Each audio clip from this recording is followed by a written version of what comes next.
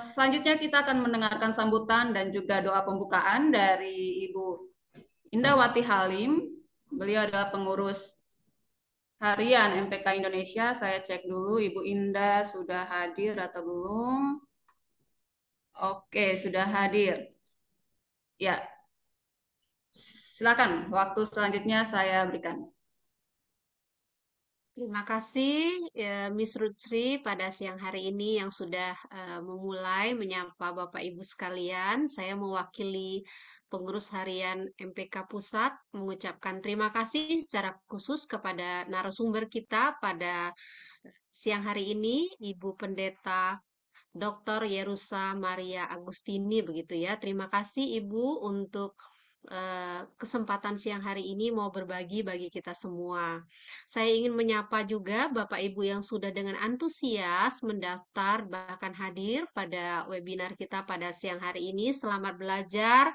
Saya melihat tadi dari berbagai daerah ya, ada Jakarta, Bandung, Pangkal Pinang, Malang, dan lain sebagainya.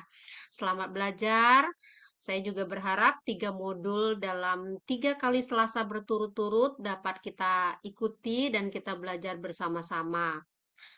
Kita akan memulai webinar pada siang hari ini. Mari kita bersama-sama bersatu di dalam doa, mohon pimpinan Tuhan. Bapa kami di surga, kami mengucap syukur dan terima kasih atas kebaikan dan kemurahan Tuhan menyertai tiap-tiap kami dari tempat kami masing-masing. Kami mengucap syukur untuk siang hari ini diberikan kesempatan belajar bersama melalui hambamu, Ibu Pendeta Yerusa Maria Agustini. Kiranya Tuhan menolong memberkati apa yang kami dengar, apa yang kami pelajari pada siang hari ini boleh menjadi berkat, menjadi bekal bagi pelayanan kami di tempat kami masing-masing. Kami juga berdoa menyerahkan untuk jaringan yang kami gunakan dari tempat kami masing-masing. Tuhan menolong kami supaya jaringannya juga baik dan dapat kami dengarkan dengan lancar. Terima kasih Tuhan, Roh Kudus Tuhan memimpin tiap-tiap kami, memberikan kami hikmat dan pengertian. Dalam nama Tuhan Yesus kami berdoa. Amin. Saya kembalikan kepada Miss Rusri. Baik, terima kasih Bu Indah sudah memimpin kita dalam doa. Selanjutnya saya akan berikan acara selanjutnya kepada moderator kita yang akan memimpin hari ini Ibu Grace Deborah Kumara. Beliau adalah pengurus harian MPK Indonesia bidang 1. Silakan Bu Devi. Baik, terima kasih Bu Rusri. Selamat siang Bapak Ibu, selamat datang di webinar kita hari ini, webinar yang sangat istimewa yang diberi judul Asah Asih Asuh Anak Inklusi. Perkenalkan, saya Debbie Kumara yang menjabat sebagai pengurus harian MPK di bidang 1 bersama Ibu Indah. Dan hari ini saya diberi kesempatan untuk memandu acara kita pada hari ini.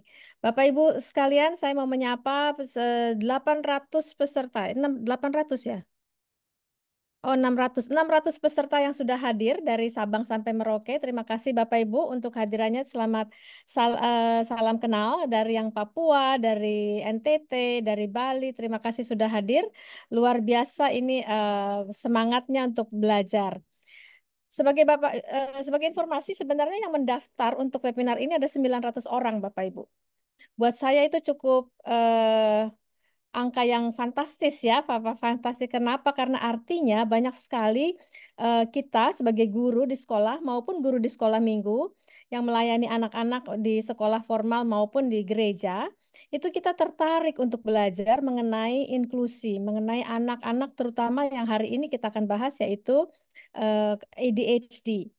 Mungkin kita punya satu anak yang seperti itu atau beberapa anak. Nah, sekarang kita waktunya untuk belajar dari narasumber kita yang begitu kaya pengetahuan dan pengalamannya dalam topik ini.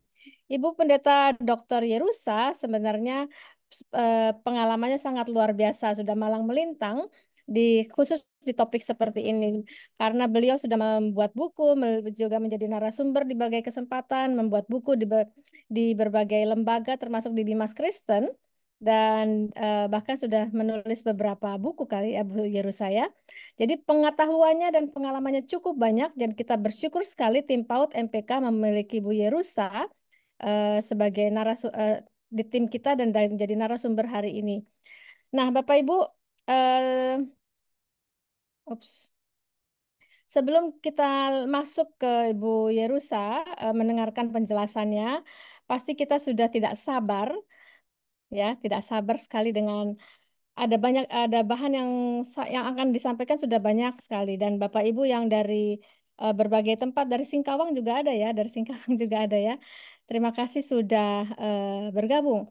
Kita akan mulai saja, sampai sebelum mulai kita akan mencoba mencari tahu dari Bapak Ibu apa sih yang kita bayangkan ketika Bapak Ibu mendengar kata ADHD atau Bapak Ibu mempunyai anak atau siswa yang memiliki ADHD. Nah, kita akan coba jawab Bapak Ibu dengan menjawab di Mentimeter. Bapak Ibu sudah paham di Mentimeter? Silahkan bergabung ya. Jadi Bapak Ibu jawab saja dengan satu kata. Oke. Bapak Ibu bisa gabung di Mentimeter. Sudah lihat screen saya ya. Bisa bergabung di kode 38244265 atau nanti saya kirimkan linknya. Apa yang Anda bayangkan tentang anak ADHD atau anak ADHD? Attention Deficit High Disorder. Silakan ditulis dalam satu kata. Ya, kita ada 600 orang, jadi kita lihat berapa orang, berapa jawaban yang sudah bisa masuk ke Mentimeter. 700 orang sekarang malah, 700 orang Bapak Ibu. Silahkan bergabung di menti.com dengan 38244265. Oh, terima kasih. Sudah ada satu respon. Tidak fokus. Silahkan, ada yang lagi? Hiperaktif. Yes, tidak bisa diam. Itu yang kita bayangkan ya kalau kita punya anak ADHD. Anak sendiri atau murid atau anak sekolah minggu, silahkan. Luar biasa. Sudah 13 yang bergabung. Tidak bisa diam, hiperaktif, sulit fokus, dan atensi mudah teralihkan, tidak bisa tenang. Wah, mirip-mirip semua dengan kata diksi yang berbeda-beda. Spesial harus dapat reward, itu satu kata yang baik. Oke. Tidak bisa diam, distraksi, impulsif, kreatif ya. Ada yang positif juga ini, ada kreatif. Silahkan lagi bergabung 700 orang ini kita, apakah 700 orang bisa masuk ke dalam Mentimeter?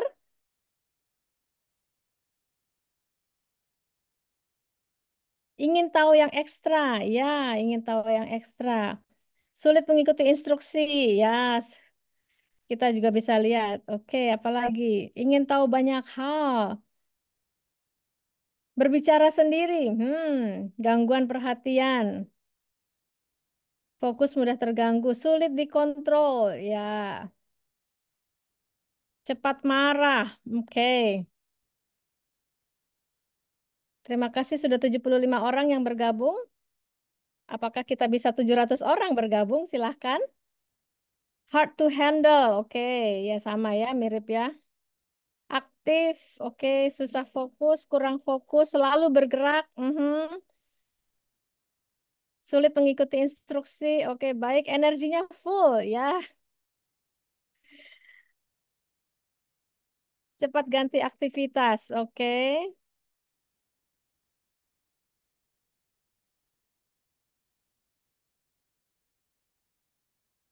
Baik, 100 orang bisa bergabung, luar biasa. Oke, apakah bisa sampai 700? Silahkan. Sering bengong? Oke. Distraksi. Tidak, emosi tidak stabil. Oke, oke. Semakin banyak yang bergabung, silahkan.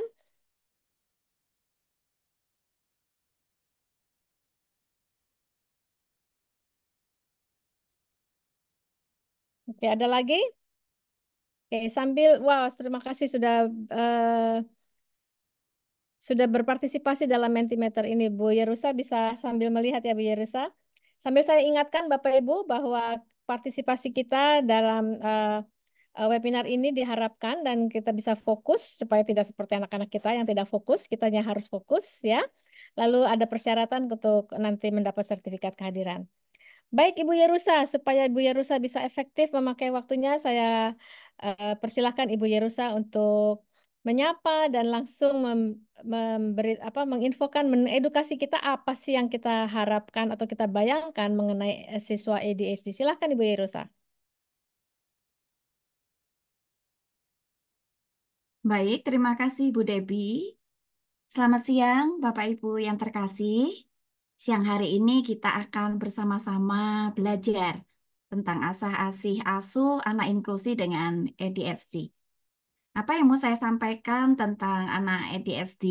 Ya, mungkin sebagian dari Bapak Ibu tadi dari Mentimeter sudah memberikan gambaran, dan dari apa yang Bapak Ibu sampaikan, rupanya dari pengalaman pribadi Bapak Ibu sekalian ada banyak sekali ya, sangat kaya ya berkaitan dengan anak ADHD ini.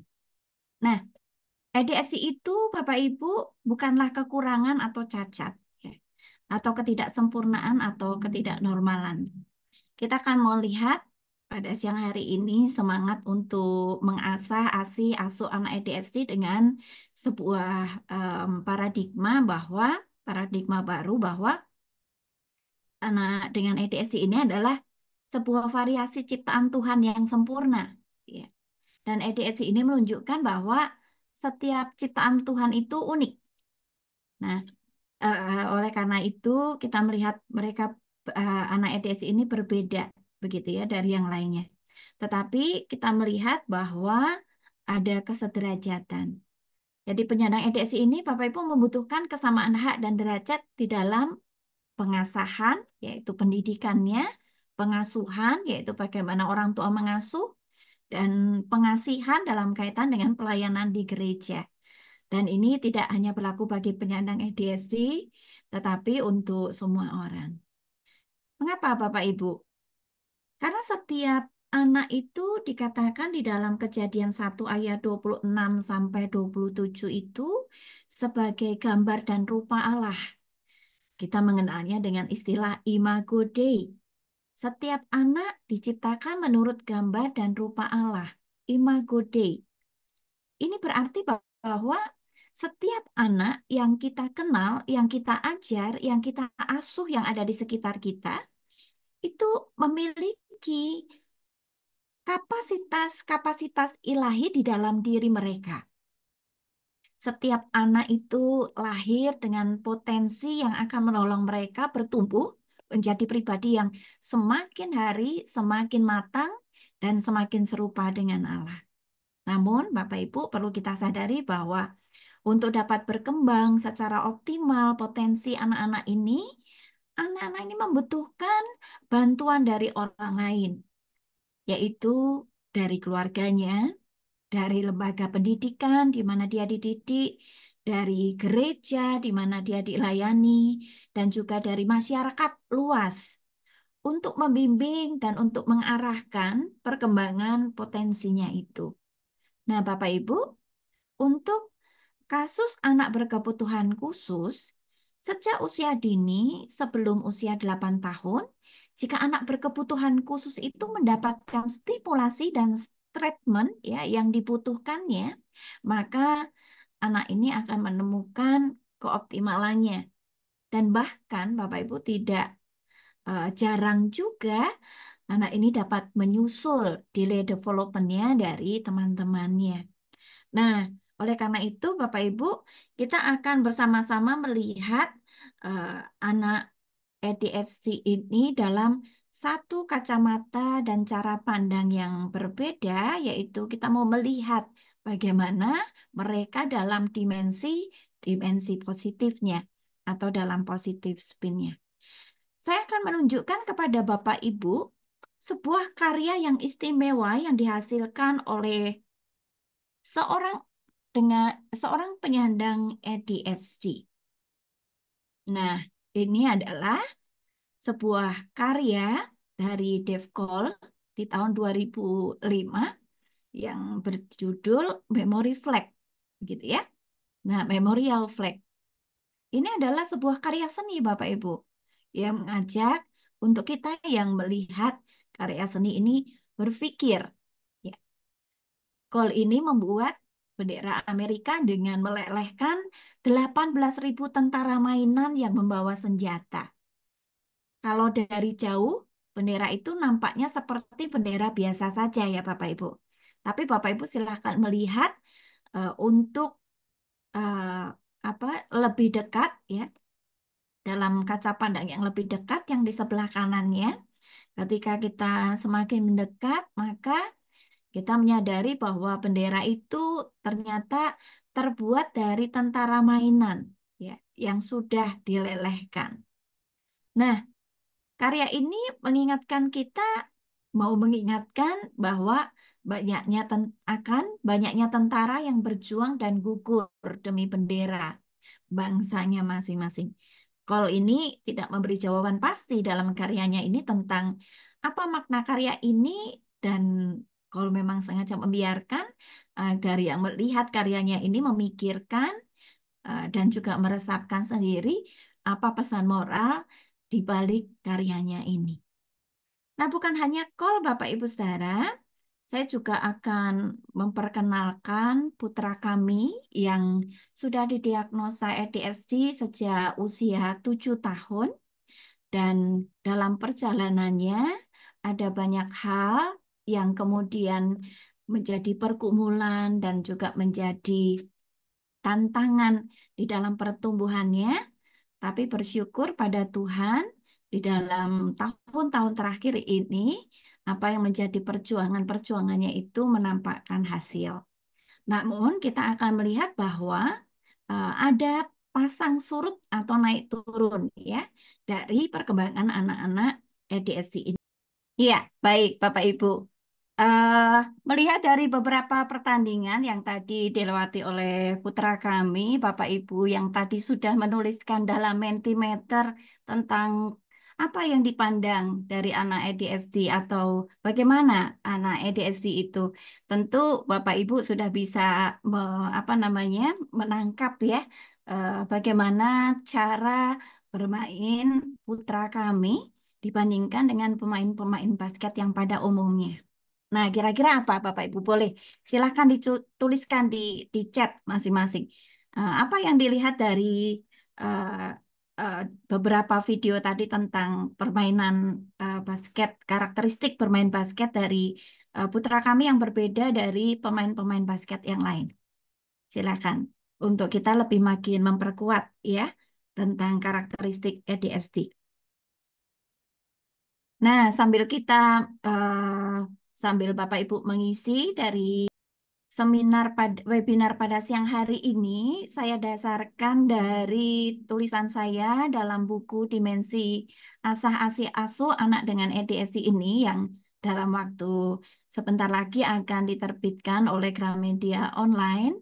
Di sini saya akan men-sharingkan bagaimana kita melihat asah asih asuh anak dengan ADHD itu di dalam dimensi yang baru. Dimensi apakah itu, Bapak Ibu? Ya, dimensi positif atau positif spin-nya ya. Jadi mungkin dari apa yang sudah Bapak Ibu tuliskan tadi gitu ya, dan juga dari apa yang mungkin Bapak Ibu lihat sendiri begitu ya dari karakteristik pemain basket ADHD, kita melihat bahwa potensi-potensinya memang bisa ditingkatkan dan dioptimalkan, tapi ciri-ciri dari ADHD-nya itu tidak hilang sepenuhnya. Ya, tadi Bapak Ibu lihat bagaimana lasaknya permainan anak kami, bagaimana eh, regulasi tubuh gitu ya. Kadang-kadang itu juga belum berhasil. Tetapi dalam em, uh, treatment sport ini ada banyak hal sebetulnya yang sudah meningkat dalam diri anak kami, bagaimana melalui olahraga itu dia bisa menyalurkan hiperaktivitas dan impulsivitasnya itu dengan tepat, dan juga bagaimana meningkatkan fungsi eksekutifnya begitu ya, mengambil sebuah keputusan untuk melempar bola dengan cara apa, strategi apa, dan bagaimana. Kemudian juga meningkatkan moodnya karena ketika ada perolehan bola maka ada sebuah sukacita, kesenangan di sana, dan juga meningkatkan konsentrasi.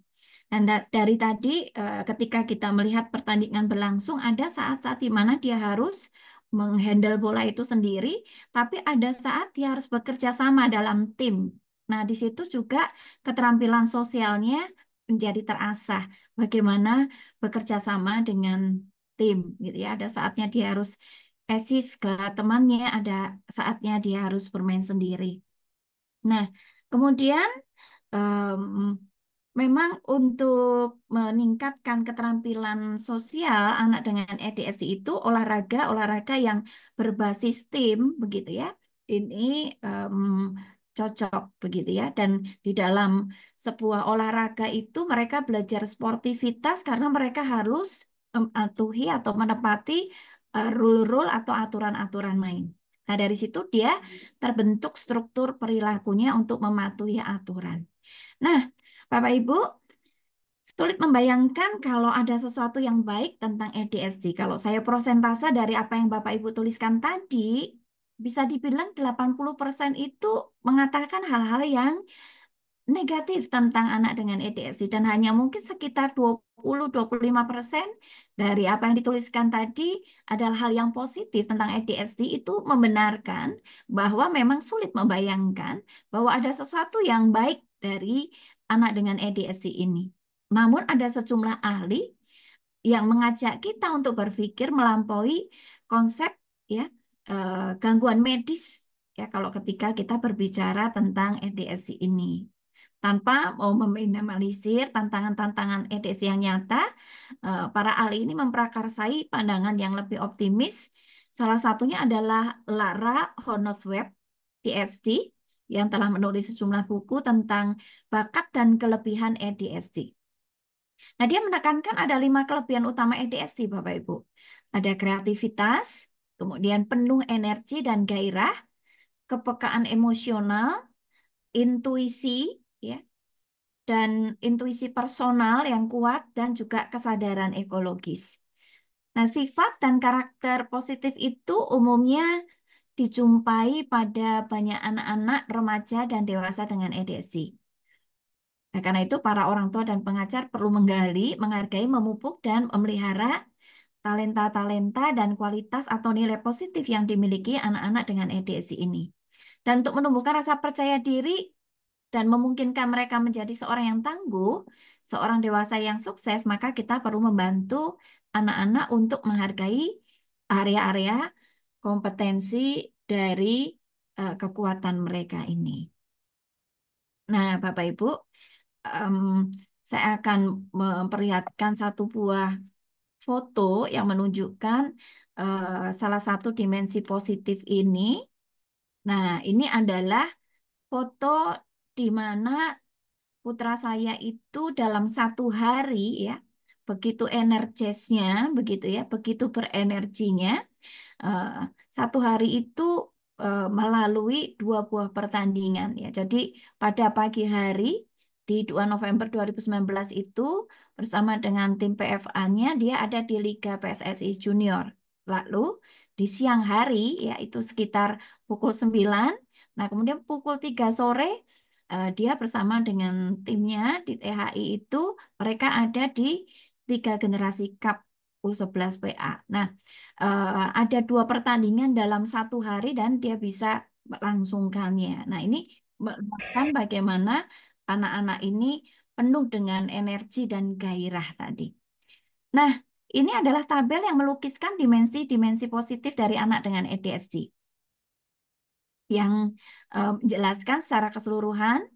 Bagian ini menjelajah gagasan bahwa reaksi positif dan konstruktif dari 3 fungsi kekuatan-kekuatan kognitif, psikologis, dan perilaku yang muncul ketika anak itu berminat terhadap tugas atau kegiatan yang diberikan oleh instrukturnya atau gurunya atau orang tuanya, ya, atau guru sekolah minggunya, begitu.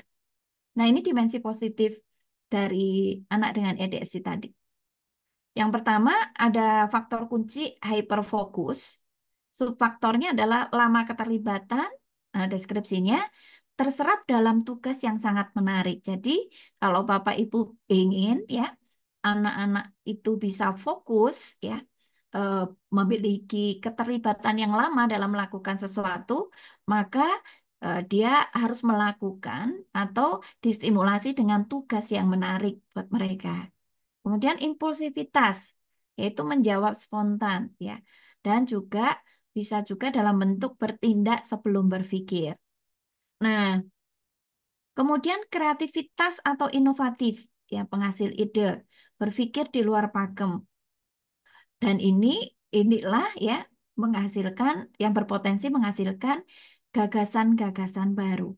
Seperti apa yang tadi kita lihat dari karya Delston, yang kita nggak menduga bahwa ternyata bendera itu ya adalah sebuah kreativitas yang menarik dari lelehan patung-patung tentara yang sebetulnya di balik itu dia ingin mengkritisi suatu situasi dan kondisi yang ada dan berkembang pada waktu eh, masanya di masanya. Nah, kemudian multitasking ya.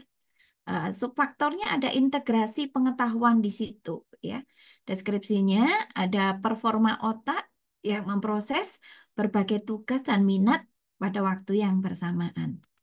Nah, Bapak Ibu, ini adalah juga sejumlah karakter positif yang dimiliki oleh sebagian besar anak dengan ADHD, seperti yang telah didaftarkan oleh RIF, ya. Energi yang tinggi, spontan, kreatif dan mempunyai daya seni, gigih atau ulet berinovasi, imajinatif dengan sepenuh hati, penyayang, penuh kepedulian dan mudah memaafkan, fleksibel, menyenangkan, berempati, peka pada kebutuhan orang lain, tahu bagaimana menikmati momen kini saat ini ya, senang berteman. Nah, kemudian juga banyak akal, cerdas dan antusias yang tidak membosankan, ramah dan penuh humor, siap beraksi, mau mengambil risiko dan mencoba hal-hal baru, pintar berimprovisasi, menghibur, dapat melihat aspek yang berbeda dari sebuah situasi, mampu menemukan solusi yang baik, mampu bernegosiasi, penuh pengamatan, penuh dengan ide-ide dan keberanian, memiliki intuisi, bergairah atau kalau melakukan sesuatu sangat passionate ya, dapat berfungsi dengan baik dalam situasi krisis dan mampu berpikir sendiri. Nah, Bapak Ibu, itu tadi adalah dimensi positif atau positif spin dari anak dengan ADHD yang akan mendasari bagaimana kita akan melakukan tindak asah asi asuh anak inklusi dengan ADHD ini. Dengan semangat ini ya, kiranya tadi yang tertulis di dalam Mentimeter walaupun jumlahnya tidak memadai ya, Bapak Ibu menulisnya 700-an mungkin yang saya sampaikan dimensi positifnya tadi nggak sampai hanya beberapa saja ya, tetapi itu boleh menjadi sebuah semangat buat kita dalam mendidik asah asi asuh anak inklusi dengan ADHD. Nah, Bapak Ibu, saya melihat dari apa yang Bapak Ibu sampaikan dalam Mentimeter adalah bahwa Bapak Ibu sudah tidak asing lagi dengan apa istilah atau kondisi anak dengan ADHD. Nah, ADHD itu apa, Bapak Ibu? ADHD itu adalah kependekan dari Attention Hyperactivity Disorder yang dalam bahasa Indonesia berarti gangguan pemusatan perhatian disertai dengan hiperaktivitas ya. Atau dalam bahasa Indonesianya GBPH. Nah, istilah ini menggambarkan tentang kondisi yang diakui secara internasional yaitu sebuah gangguan perkembangan dan neurologi yang ditandai dengan serangkaian persoalan berupa gangguan pengendalian diri ya. Masalah dalam rentang atensi. Kemudian hiperaktivitas dan impulsivitas yang menyebabkan kemudian adanya kesulitan berperilaku, berpikir, mengendalikan emosi yang mengganggu kehidupan sehari-hari. Lalu bagaimana dengan klasifikasi ADHD ini, Bapak Ibu? Klasifikasi ADHD itu ada berdasarkan gejala utama atau tipenya, ya. Karena ada klasifikasi nanti yang kedua berdasarkan tingkat keparahannya. Kalau berdasarkan gejala utama atau tipenya, itu ada tipe inatentif, ya. Kemudian ada hiperaktif impulsif, dan ada tipe kombinasi dari inatentif dan hiperaktif impulsif ini. Nah, bagaimana dengan tipe inatentif ya? Nah, dengan ADHD ini ada satu kebutuhan untuk melakukan gerakan yang konstan dan terus-menerus. Jadi Bapak Ibu kalau Bapak Ibu berjumpa dengan anak yang bergerak terus-menerus itu jangan dianggap salah begitu ya.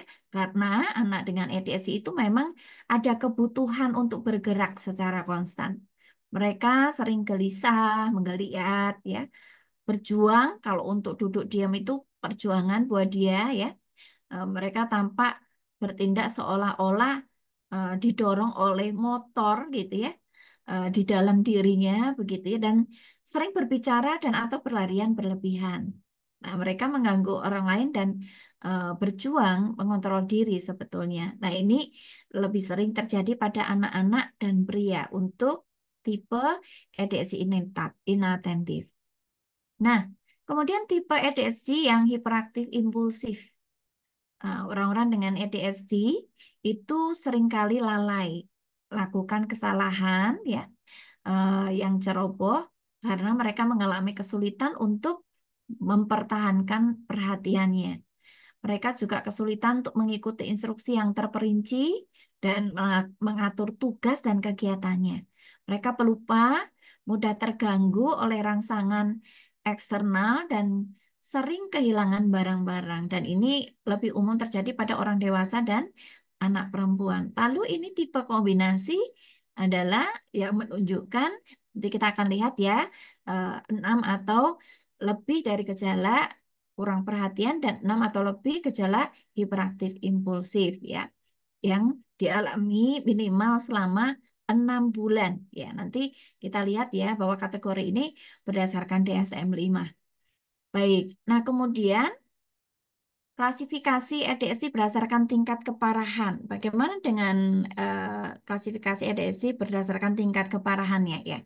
Berdasarkan gejala utama yang muncul, anak dengan ADHD ini dapat dikategorikan berdasarkan derajat keparahannya. Dan dalam DSM-5, ADHD ini dikategorikan menjadi 3. Yang pertama adalah ringan, ya. Jadi ada tanda-tanda dalam masalah dalam perilakunya, tetapi hanya sedikit mempengaruhi kehidupan sehari-hari, seperti bersosialisasi dan bekerja. Sedangkan yang sedang itu adalah masalah yang dialami itu ada di antara ringan dan berat, gejalanya cukup mengganggu dan mempengaruhi pergaulan dan pekerjaannya. Nah, kemudian yang berat, ini tanda-tanda masalahnya banyak atau sangat parah, dan ini benar-benar mengganggu kehidupan sosial dan pekerjaan, sehingga menimbulkan kesulitan yang besar. Nah, ini adalah 6 karakteristik ADHD ya. Jadi ADHD ditandai oleh perbedaan dalam hal apa? Yaitu mengontrol tingkah laku, dalam daya ingatnya, dalam kemampuan berbicara dalam hati, kemudian pengontrolan emosi, analisa masalah, dan pengkomunikasian jalan keluar, serta kemampuan adaptif. Jadi karakteristik pada anak dengan ADHD ini dapat membawa dampak dalam perilaku dan kondisi psikologis anak serta dalam prestasi anak di lingkup pendidikan dan kemudian juga dalam hubungan sosialnya. Pengontrolan tingkah laku ya, menurut Russell Bakery itu disebut sebagai behavior inhibition ya, atau pengontrolan tingkah laku. Nah, ini adalah kunci karakteristik apa yang menjadi kelemahan dari pada penyandang ADHD. Nah, behavior inhibition ini adalah kemampuan untuk menahan impulsi ya dan menginterupsi stimuli yang sedang dirasakan. Jadi ketika individu mendeteksi bahwa ada sebuah respon itu tidak cocok dilakukan karena akan menyebabkan perubahan mendadak dalam tugas yang sedang dilakukan ya. Nah, behavior inhibition ini menjaga berjalannya kegiatan dari gangguan stimulus lain yang mengganggu agar tetap lancar dan terlaksana. Nah, anak dengan ADHD ini mengalami kegagalan dalam menahan impulsi dan stimuli yang sedang dirasakan. Jadi mudah sekali terdistrak ya atau mengalami distraksi. Kemudian daya ingat kerja adalah kemampuan seseorang untuk menyimpan memori yang relevan dalam pikiran yang dapat dipergunakan untuk mengarahkan tindakan mereka sekarang maupun di masa yang akan datang. Ya. Jadi daya ingat kerja atau yang disebut dengan working memory, begitu ya. Masalah dengan daya ingat ini membawa dampak pada sering lupa ya, serta masalah dalam persepsi serta masalah dalam pengambilan keputusan atau executive function tadi ya. Nah, hambatan dalam ingatan kerja atau working memory ini mengakibatkan penyandang EDS itu mengalami defisit yang krusial dalam hal kesadaran dan manajemen waktu. Nah, kemudian kemampuan berbicara dalam hati atau inner speech begitu ya. Seorang penyandang EDS itu mengalami hambatan dalam inner speech-nya, yaitu suara di dalam hati yang memungkinkan seseorang untuk berbicara kepada dirinya sendiri ya mengenai berbagai macam solusi dalam menghadapi sebuah masalah. Oleh karena itu kadang-kadang untuk penyandang ADHD ini ketika mereka di pojok tenang begitu ya, ketika misalkan mereka tantrum kemudian kita ajak mereka ke pojok tenang, di pojok tenang itu biasanya kita membuat sebuah latihan inner speech gitu ya. Bagaimana mereka itu berbicara pada dirinya sendiri mengenai situasi atau kondisi yang membuatnya marah atau tantrum itu tadi ya. Kemudian pengontrolan emosi. Nah, penyandang EDS ini sering terlalu berlebihan terhadap pengalaman yang positif maupun negatif. Jadi waktu mereka mendengar berita bahagia gitu ya, ataupun ketika mereka mendengar hal yang negatif ya. Misalnya anak-anak penyandang EDS ini bisa berteriak ketika bahagia, berteriaknya tuh kencang ya, dan tidak dapat mengendalikan emosinya ketika bahagia. Demikian juga ketika frustasi, mereka bisa mengamuk, tantrum ya, menyakiti orang sekitarnya, menghancurkan benda-benda sekelilingnya, tanpa memperhitungkan, mempertimbangkan konsekuensinya karena gagal di fungsi eksekutifnya tadi. Maka yang kelima, analisa masalah dan pengkomunikasian jalan keluar. Nah, penyandang EDS ini kurang fleksibel ketika dihadapkan dengan masalah dan menganalisanya. Dan dalam proses mengkomunikasikannya, dia seringkali merespons secara impulsif terhadap suatu hal yang langsung dan muncul dalam pikirannya. Nah, itulah kadang-kadang kita melihat ya, anak dengan EDS ini suka bicaranya itu memotong pembicaraan orang lain dan sebagainya. Kemudian kemampuan adaptif. Jadi selain itu, para ahli juga menghubungkan kesulitan mengontrol tingkah laku tadi ya dengan pada anak dengan EDS ini dengan karakteristik kemampuan adaptif, yaitu kemampuan yang dibutuhkan untuk mengadaptasikan pengetahuan dan keterampilan yang sudah dipelajari dalam lingkungan kehidupan seseorang yang berbeda dari lingkungan awal di mana pengetahuan atau keterampilan tersebut awalnya dipelajari. Oleh karena itu, dengan terhadap anak dengan EDS ini, kalau kita mau membuat perubahan-perubahan ya dalam agenda atau dalam urut-urutan kegiatan, maka berkaitan dengan kemampuan adaptif yang rendah ini, kita harus mengkomunikasikan dengan dia baik-baik begitu ya, agar dia bisa mempersiapkan diri terhadap perubahan yang terjadi. Nah, Bapak Ibu, dari apa yang menjadi ciri-ciri EDS tadi, sebelum kita masuk ke dalam penyebabnya, saya akan menunjukkan sebuah tayangan. Dalam tayangan ini, kita bisa melihat ada dua karakteristik ADHD yang berbeda. Yang satu yang inattentif gitu ya, sementara yang satu adalah yang hiperaktif impulsif. Nanti Bapak Ibu saya minta menebak ya di kolom chat ya, siapa tokoh yang hiperaktif ADHD dengan tipe inatentif dan siapa yang dengan tipe hiperaktif impulsif.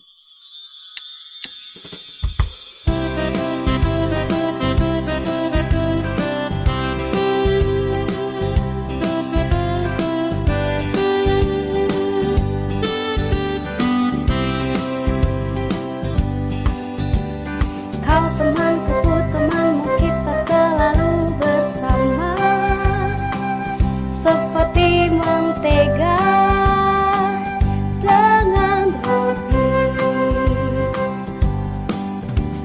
Kau temanku, ku temanmu, kita selalu bersama, seperti celana dengan baju.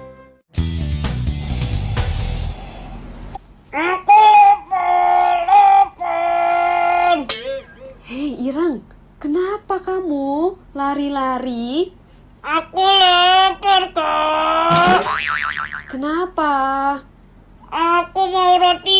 panggang. Kan kamu sudah bisa buat sendiri. Ayo buat sendiri. Nggak mau. Aku maunya dibuatin. Ireng, kamu sekarang udah kelas berapa? Kelas 4. Kalau kelas 4, berarti harusnya sudah bisa buat sendiri. Nggak mau, Kak. Aku maunya dibuatin. Ayo, Kakak bantu coba bikin sama-sama aja yuk. Mana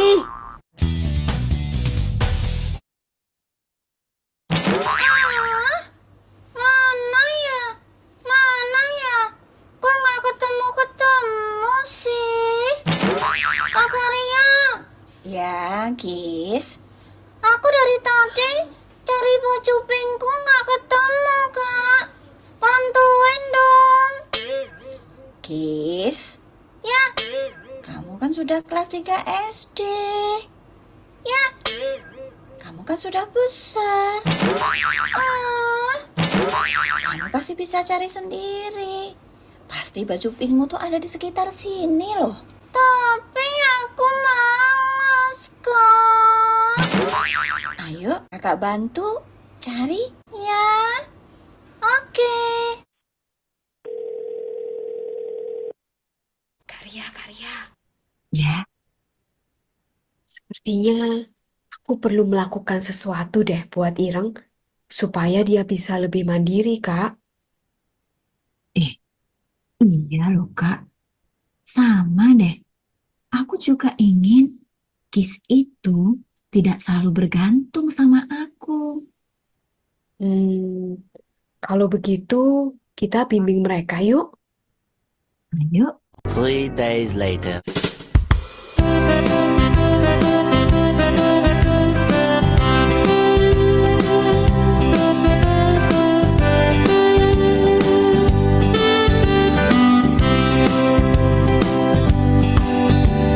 Kau temanku, temanmu, kita selalu bersama, seperti mentega dengan roti.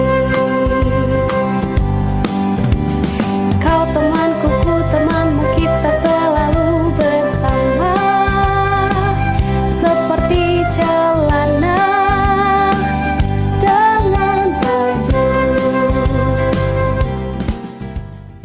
Kalala, lihat. Sekarang aku sudah bisa membuat roti panggang sendiri loh. Wah, hebat Ireng. Kamu sudah berusaha menjadi anak yang mandiri. Kak Karya, aku juga sudah menemukan baju-bajuku sendiri. Wah, bagus sekali, Kis. Kamu sudah belajar menjadi mandiri. Ternyata menjadi mandiri itu menyenangkan ya, Kis? Kita bisa melakukan banyak hal sendiri tanpa selalu bergantung pada orang lain. Menyenangkan sekali. Wah, kakak bangga dengan kalian berdua. Teruslah belajar untuk lebih mandiri setiap hari. Oke.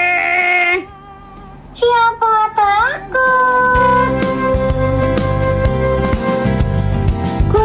Nah, dari dua anak tadi, Kis dan Ireng yang digambarkan dari boneka tadi, kira-kira Bapak Ibu bisa menebak mana yang inatentif dan hiperaktif impulsif?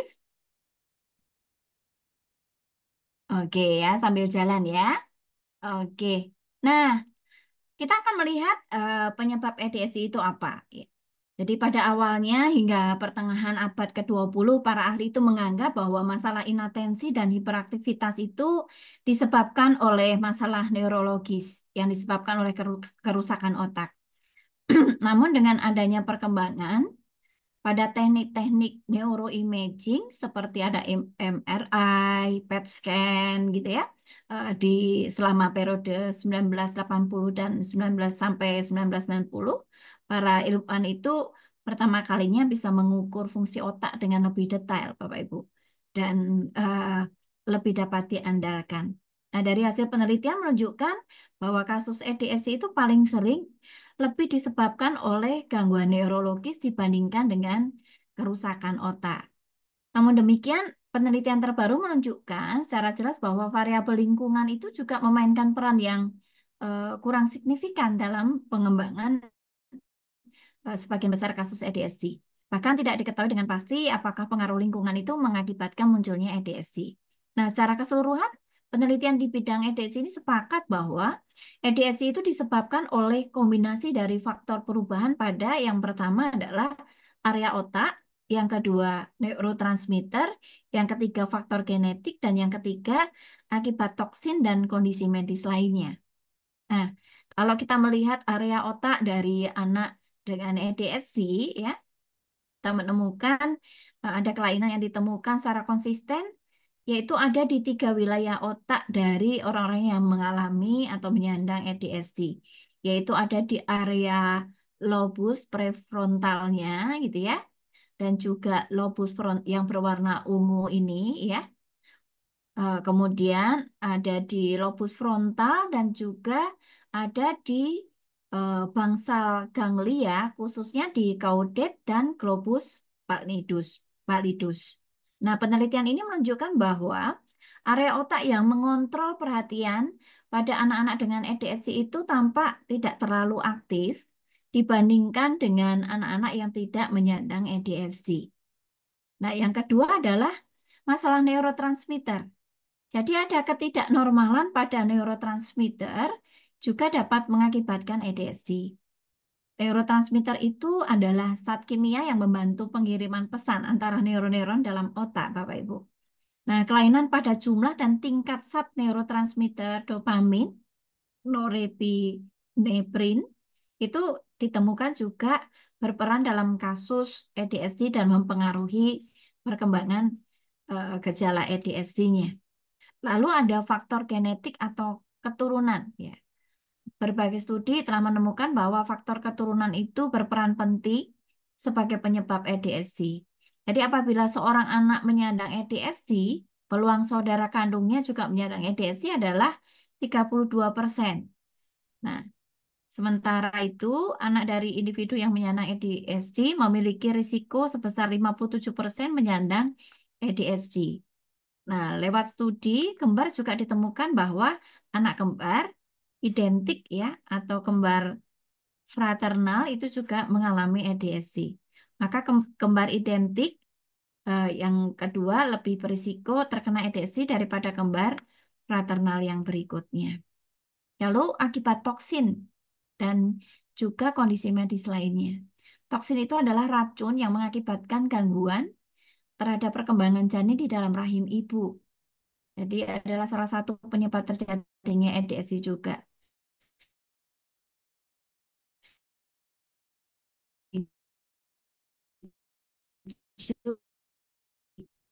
Itu dapat menderita ADHD. Nah, kondisi saat terbatas. Nah, kemudian bagaimana kita mendiagnosakan ADHD? Diagnosa dini dengan baik itu sangat penting.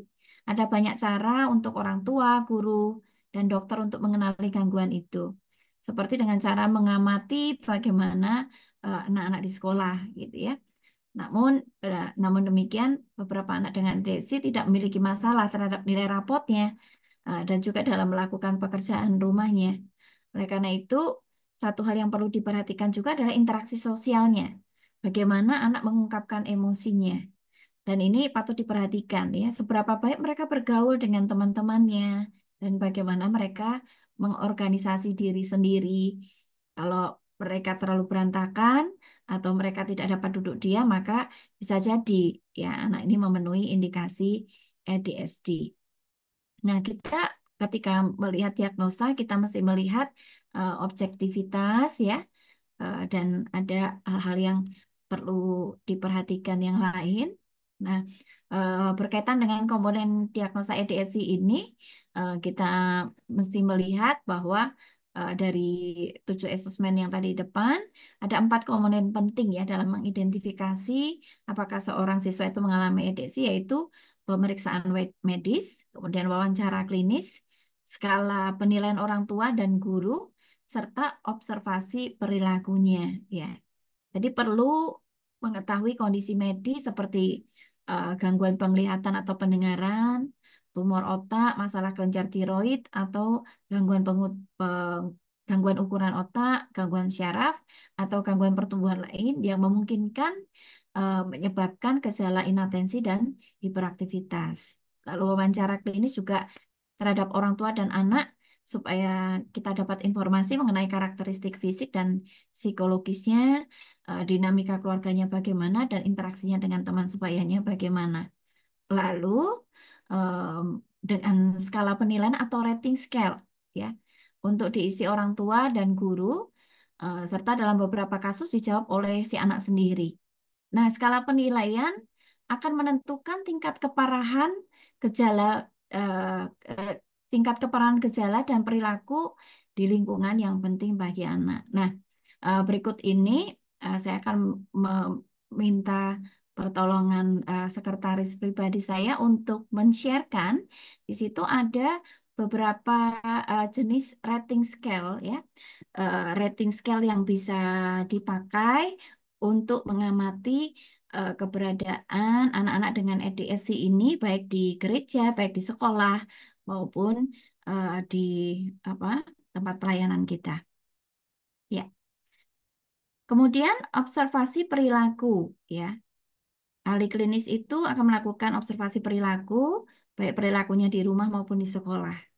Nah, perilakunya di taman di TK maupun di tempat bermain ya ataupun di rumah itu akan banyak memberikan informasi dibandingkan dengan wawancara dengan anak di ruang periksa. Nah, setelah diagnosa ADHD ini sudah dipastikan, maka orang tua bersiap secara mental untuk menghadapi perubahan besar dalam kehidupan keluarga, baik untuk si anak, diri mereka sendiri, dan anak lain, maupun lingkungan sekitarnya. Nah, apakah sudah terkirim untuk alat screeningnya, Bapak Ibu, di ruang chat? Ya. Oh, belum. Ya, baik. Sebentar ya. Nah,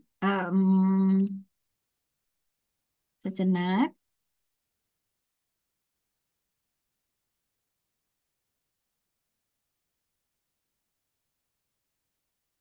Iya. Nah, ini misalnya adalah sebuah alat screening inatensi yang Bapak Ibu bisa coba gunakan ya. Ini untuk inatensi. Nah, kemudian yang berikut ini adalah alat screening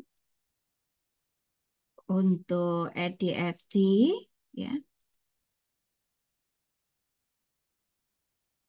Nah, untuk alat screening ini Bapak Ibu kita bisa pakai bukan untuk mendiagnosa tetapi untuk mendengarai ya, untuk mendengarai ya. Karena yang boleh mendiagnosa itu hanya para ahli ya, para pakar ya, apakah psikolog, psikiater, dokter anak begitu ya. Nah, oke. Baik. Kita kembali. Nah, sekarang kita akan melihat bagaimana melakukan bagaimana panduan asah atau panduan pendidikan anak dengan ADHD itu. Nah, panduan asah atau pendidikan dengan ADHD itu mengkondisikan pengajaran yang tepat bagi anak dengan ADHD. Rupanya pengajaran itu tidak hanya bermanfaat bagi penyandang ADHD. Jadi metode pengajaran yang cocok bagi anak yang paling lemah di kelas itu akan membawa manfaat bagi seluruh anak di kelas. Jika anak dengan gangguan pemusatan perhatian itu bisa diayomi, maka seluruh anak di kelas akan mendapatkan keuntungannya. Jadi itu yang menjadi semangat bagaimana kita melakukan panduan asah pendidikan anak dengan ADHD ini. Nah, di lain pihak, sekolah itu berperan untuk mencari tahu apa yang dibutuhkan untuk pengajaran anak, menyediakan layanan pengajaran yang sesuai dengan hukum yang berlaku dan melayani serta mengajar agar anak bisa bertumbuh dan berkembang menjadi anak yang produktif. Nah, pihak sekolah atau guru perlu punya empati dan pandangan yang positif terhadap anak sehingga bisa tercipta kepercayaan dari anak dengan EDSI ini terhadap gurunya, terhadap orang tuanya, dan juga terhadap pihak sekolah sehingga mereka kooperatif ya. Nah, rasa percaya ini penting untuk memudahkan proses pengajaran anak. Nah, lalu ini dari pihak orang tua ya, walaupun ini adalah bagian asah, tapi bagi orang tua, lingkungan pengasuhan anak itu penting ya. Em, supaya ini juga diketahui dari pihak sekolah begitu ya, bahwa lingkungan pengasuhan anak itu penting. Karena orang tua itu bisa terluka kalau mendapati anaknya itu tidak bahagia di sekolah ya, mendengarkan banyak keluhan dari guru. Nah, oleh karena itu, keterbukaan dan komunikasi itu penting agar bisa menemukan solusi. Jadi kerjasama dan semangat positif antara pihak orang tua dan sekolah itu sangat penting untuk mencari cara menangani sesuatu yang dialami itu secara efektif. Selain itu, pengalaman orang tua lain dengan anak penyandang EDSI ini juga bisa membantu. Nah, para guru seringkali merupakan pihak pertama yang mengenali perilaku seperti EDSI ini dan kemudian bisa memberikan informasi yang berguna kepada orang tua. Guru juga bisa dibekali dengan pendidikan khusus jika diketahui bahwa masalah perilaku anak itu disebabkan oleh ADHD. Ini bisa mencegah timbulnya masalah berikutnya, yang mengakibatkan mungkin rasa takut, depresi, atau agresivitas pada anak. Para guru dan orang tua juga bisa bekerja sama untuk memecahkan masalah dan merencanakan cara-cara untuk membantu pelajaran anak di rumah maupun di sekolah. Guru bisa berdiskusi dengan orang tua tentang cara membantu anaknya mengerjakan pekerjaan rumah, termasuk dalam rencana penanganannya. Nah, pihak sekolah juga perlu memberi perhatian seksama pada apa yang terjadi pada anak saat dia berada di rumah. Dan orang tua juga perlu tahu apa yang terjadi di sekolah. Jadi ini bisa ini bisa dijembatani dengan menggunakan semacam kartu laporan harian ya atau laporan perilaku baik. Nah, pada kartu ini orang tua dan guru bisa memberikan catatan singkat tentang insiden gitu ya atau hal-hal khusus yang terjadi. Di kartu laporan ini juga bisa digunakan untuk mensimulasi perilaku baik di sekolah. Nah, dalam arti kartu ini sebaiknya digunakan sebagai sarana untuk memberi penghargaan. Nah, atau memberikan reward ya. Em, Sekolah bisa bekerja sama dengan keluarga dan juga para dokter untuk membantu anak penyandang EDSI ini di sekolah. Jadi perlu komunikasi terbuka antara orang tua, staf di sekolah, dan itu adalah kunci keberhasilan dari eh, pengajaran anak ini. Dokter bisa memberikan diagnosis, pengobatan, dan penyelesaian terapi untuk anak dengan bagaimana dia belajarnya di sekolahnya. Nah, anak penyandang EDSI ini sepatutnya mendapat pelayanan pendidikan khusus di sekolah. Nah, jika sekolah tidak mempunyai sarananya, sebaiknya sekolah atau orang tua menghubungi lembaga yang punya tenaga ahli untuk mengatasi EDSI ini, ya. Misalnya ada SLP-SLP yang terdekat dengan guru-guru pendidikan khususnya, begitu ya. Nah, anak penyandang EDSI ini sulit diprediksi atau terapis-terapis yang ada di sekitar yang bisa diajak bekerja sama ya lembaga terapi. Kemudian mereka seringkali tidak mentaati peraturan atau cepat marah ya, karena mereka sulit diprediksi anak-anak ini. Nah, sikap ini juga akan menghalangi mereka untuk mencari teman. Nah, ini juga bisa menjadi pendukung anak-anak ya untuk menyesuaikan diri di kelas mereka ya. Baik di sekolah umum maupun sekolah khusus maupun di sekolah luar biasa. Nah, kalau di sekolah umum biasanya meski anak dengan EDSI punya keterbatasan, tapi mereka biasanya tetap bisa bersekolah.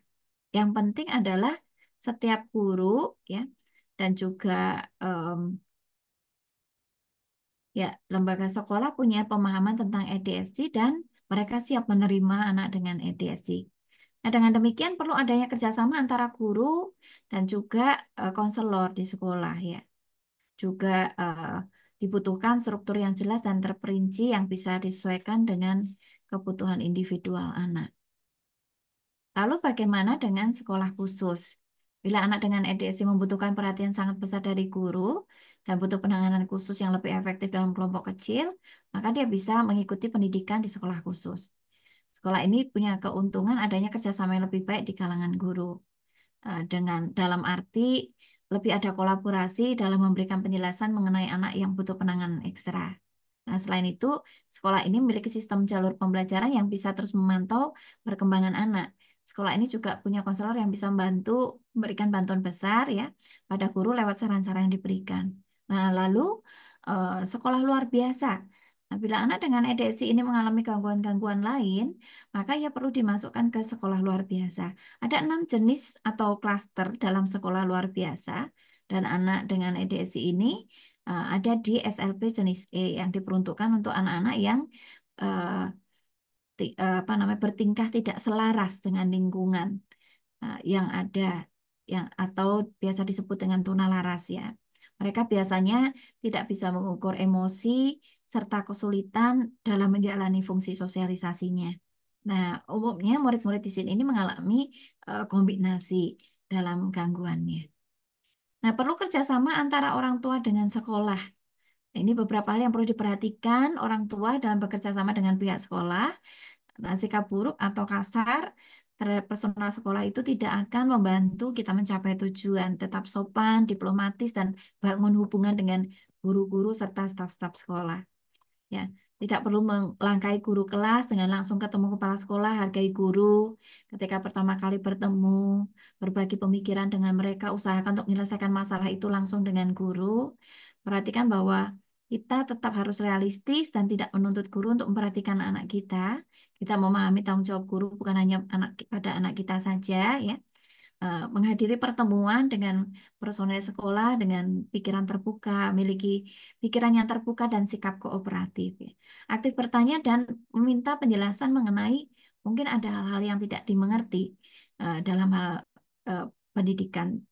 Nah, kemudian tidak perlu merasa bahwa kita harus menerima ini ya, tidak nyaman dengan apa yang direncanakan sekolah. Kita harus menyadari masukan itu penting ya, oleh itu masukan itu penting. Nah, kemudian saya akan sebelum kita masuk ke strategi bagaimana pembelajaran di kelas ya, saya akan memperlihatkan sebuah video tentang working memory. Ya, ini nanti akan menolong kita untuk bersama-sama melihat bahwa untuk menangani anak ADHD di kelas itu tidak harus dengan struktur perilaku tertentu.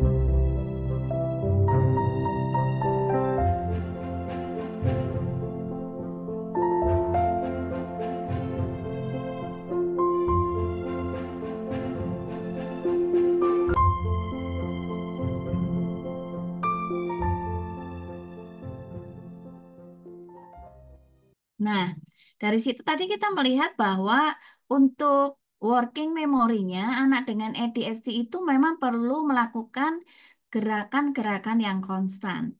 Jadi anak dengan ADHD itu memang tidak bisa ditenangkan atau didiamkan, tapi kita perlu membuat strategi supaya bagaimana gerakan konstan mereka di kelas itu yang akan menolong working memory-nya itu tidak mengganggu, ya, tidak mengganggu ketika anak-anak ini kelas. Nah, mari kita melihat satu persatu bagaimana strategi mengajar dan belajar anak dengan ADHD ini. Yang pertama, strategi untuk perebut perhatian murid, gitu ya. Jadi membuat seorang siswa dengan ADHD tetap fokus dan bertekun mengerjakan tugasnya itu adalah sebuah tantangan besar bagi guru. Dan seorang guru itu perlu mencoba untuk bereksperimen dengan berbagai cara pendekatan. Di antaranya adalah strategi untuk memfokuskan perhatian siswa, atau nanti saya akan memperkenalkan sebuah strategi bola lampu, begitu ya. Nah, memfokuskan perhatian siswa, ya. Ini adalah bagaimana kita bisa merebut perhatian siswa itu melalui cara-cara yang positif. Yang pertama, membangkitkan antusiasmenya, ya, rasa ingin tahunya. Misalnya dengan kita mengajukan sebuah pertanyaan yang menarik, ya, dan memancing sebuah spekulasi.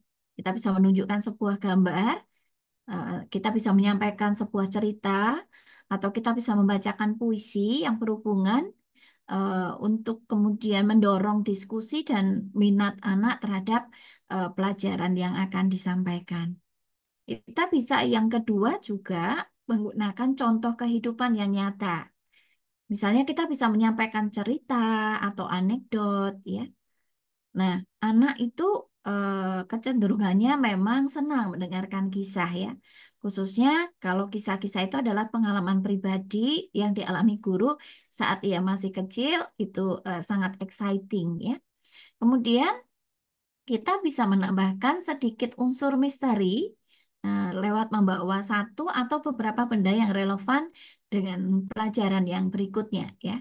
Jadi ini bisa ditaruh misalnya, ya, untuk pelajaran yang berikutnya ada sebuah kotak misteri, ya, atau ada sosok yang disembunyikan begitu, ya. Nah, itu bisa ditaruh dalam sebuah kotak atau tas. Nah, ini juga bisa mendorong anak untuk memprediksi dan berdiskusi. Nah, ini sangat cocok untuk kegiatan menulis. Nah, kita juga perlu menjelaskan tujuan dan pentingnya pelajaran.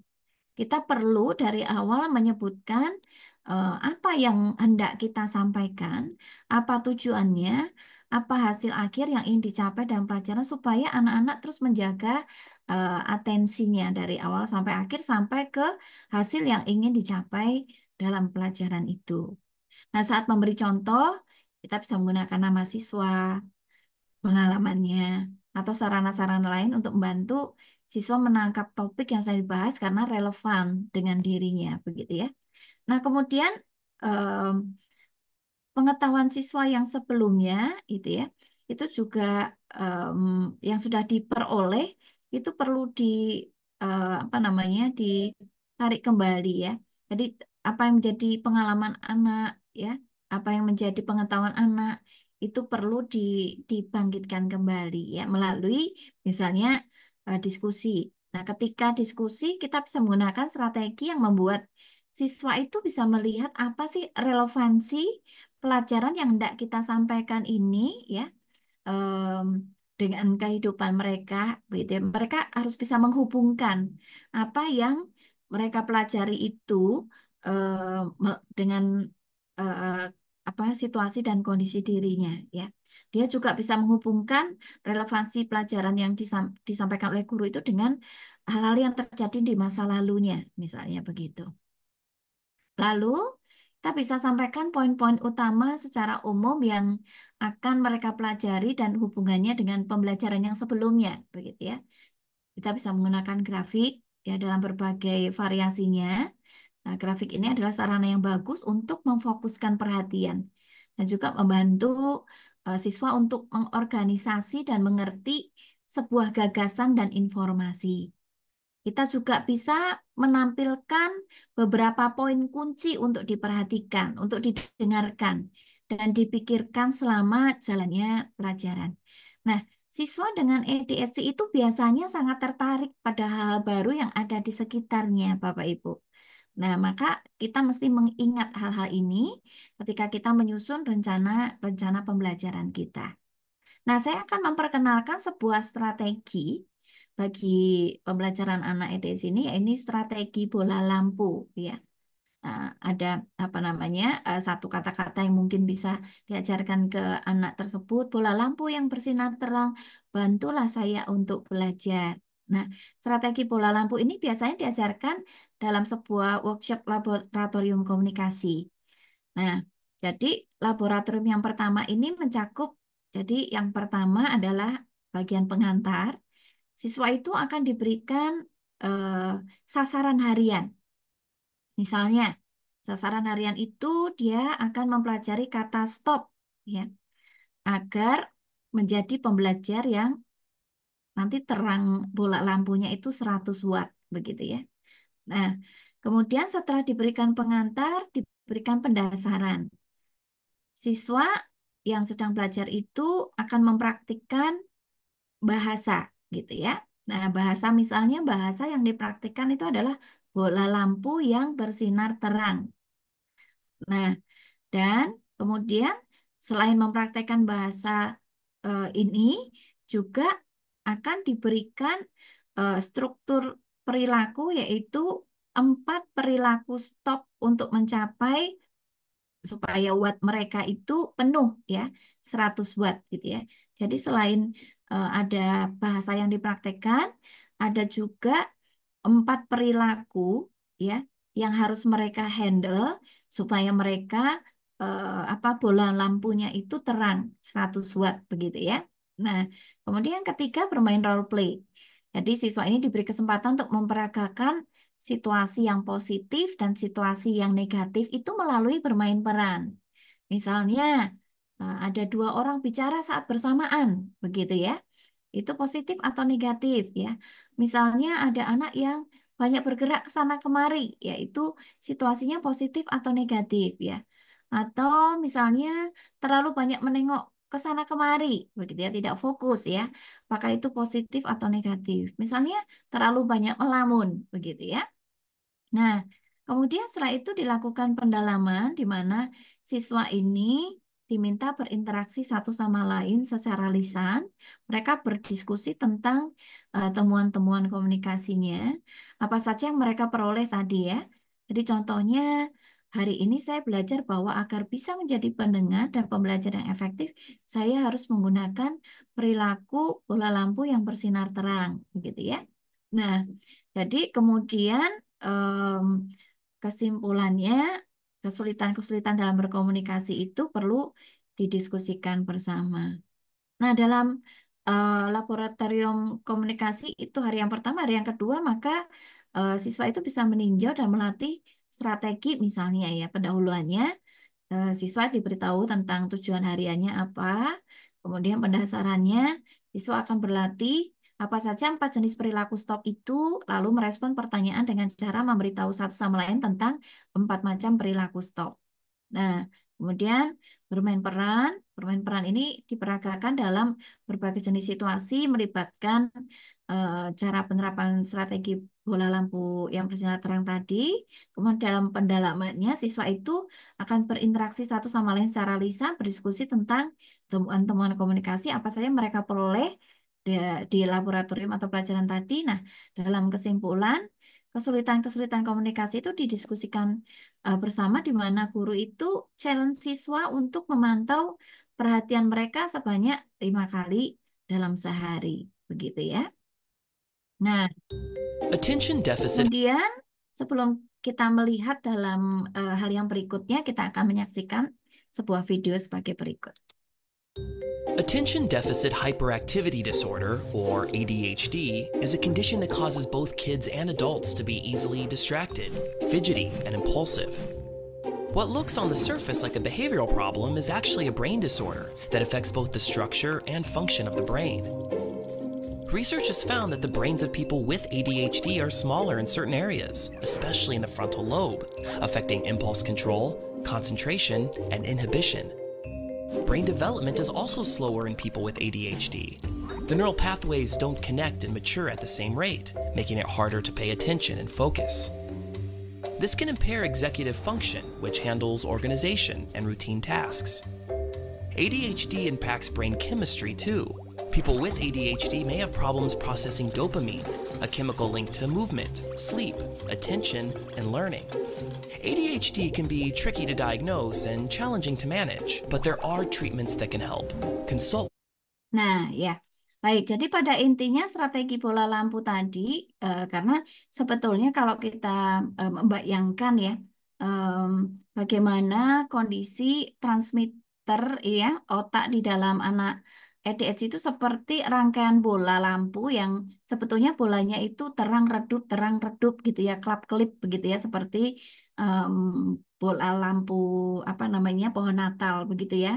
Jadi oleh karena kekurangan zat kimia, dopamin ya dan lain-lain itu tadi, maka eh, apa namanya eh, working memory itu tidak bisa bekerja dengan baik. Nah, sehingga mengganggu ada banyak hal tadi ya berkaitan dengan proses belajar anak. Nah, jadi dengan strategi bola lampu ini bisa menjadi alat yang kreatif dan efektif untuk membantu anak-anak dengan ADHD ini dalam mempelajari cara mengelola fokus dan perilaku mereka. Nah, dengan teknik visualisasi ya, mengingat secara verbal yang sederhana, anak-anak ini bisa mengembangkan keterampilan regulasi diri yang lebih baik. Nah, ini penting untuk kemudian keberhasilan mereka dalam belajar dan juga interaksi sosial. Nah, lalu bagaimana metode pengajaran guru bagi anak dengan ADHD? Ini adalah beberapa eh, pemrograman pengajaran yang efektif untuk ADHD, yaitu dengan pengukuran perilaku dalam melaksanakan tugas, manajemen diri murid, berdasarkan konsekuensinya, manajemen kelas, instruksi pengajaran, serta bimbingan konseling. Untuk yang bagian bimbingan konseling mungkin nanti saya akan skip, tapi Bapak Ibu bisa tetap mendapatkan materinya ya. Nah, kemudian kita akan melihat yang pertama adalah pengukuran perilaku dalam melaksanakan tugas, gitu ya. Nah, bagaimana functional behavior assessment ini bisa diperlakukan ya? Nah, ada tahap yang bisa kita lihat ya. Tahap pertama dalam menganalisa pertama adalah menganalisis penyebab. Ya. Tahap pertama adalah menganalisis penyebab situasi dan akibat yang memicu tingkah laku yang mendukung atau menghambat anak dalam melakukan tugasnya. Jadi proses FBA ini mencakup ada pengumpulan dan analisis data dari guru, pihak sekolah, dan guru bimbingan konselingnya.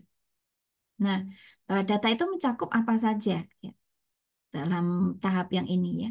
Data itu ada intensiden, situasi di saat perilaku itu bermasalah itu muncul. Yang kedua, behavior, penggambaran tentang perilaku yang dianggap bermasalah.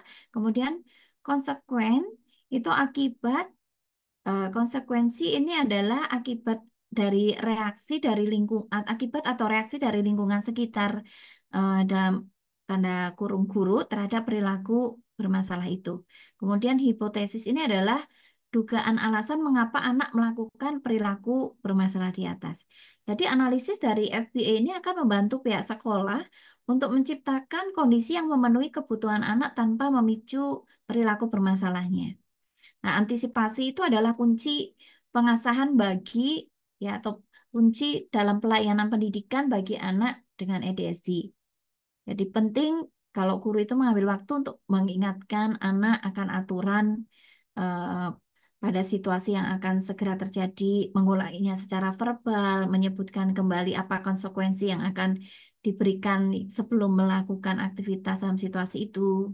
Ya, anak dengan ADHD ini harus diberi tanggung jawab untuk perilaku mereka di depan umum maupun ada juga tanggung jawab untuk mencapai pencapaian tujuan gitu ya. Dibandingkan dengan anak lain, mereka memang perlu di treatment khusus. Nah, kelemahan fungsi eksekutif anak dengan ADHD itu menyebabkan anak itu berperilaku kurang teratur. Nah, untuk menangani kelemahan ini, anak dengan ADHD itu harus diberi picuan-picuan eksternal yang berkaitan dengan kinerja yang dituntut saat di sekolah. Ya, perlu dipantau ketat oleh guru dan diberi konsekuensi lebih sering. Nah, kemudian manajemen diri murid berdasarkan konsekuensi ya atau kontingensi based self management ya. Ini adalah satu bentuk intervensi yang termasuk dalam class weight intervention atau intervensi terhadap anak berkebutuhan khusus yang juga digunakan untuk keseluruhan kelas tanpa melihat alasan mengapa intervensi ini diimplementasikan untuk satu anak saja atau seluruh anak dalam kelas. Nah, bentuk intervensi ini disarankan karena lebih efektif dalam hal biaya dan lebih efisien dibandingkan intervensi individu. Karena seorang guru dapat menggunakan intervensi ini untuk membantu seorang anak berkebutuhan khusus dalam kelas. Tentunya ini sangat relevan untuk kelas inklusi ya. Sekaligus juga membantu menambah performa dari anak-anak lain di kelas tersebut. Nah, saya akan berikan salah satu contohnya, Bapak Ibu. Untuk hal ini ya. Nah, ini adalah sebuah apa namanya?